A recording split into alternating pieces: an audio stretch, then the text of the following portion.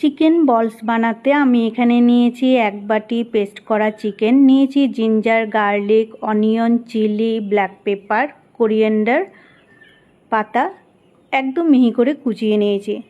Add করে দিলাম 1 teaspoon organic cold pressed mustard oil, salt, Kashmiri লঙ্কা গুঁড়ো আর অ্যাড করে দিয়েছি 2-3 চামচ চালের গুঁড়ো।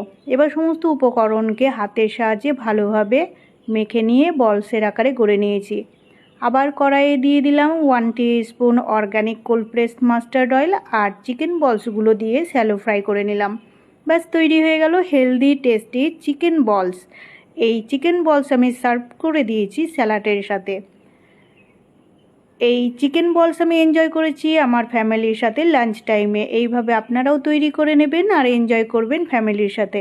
আমার রেসিপি কেমন লেগেছে কমেন্টে জানিয়ে যাবেন, লাইক দেবেন আর শেয়ার করে দেবেন বন্ধুদের সাথে।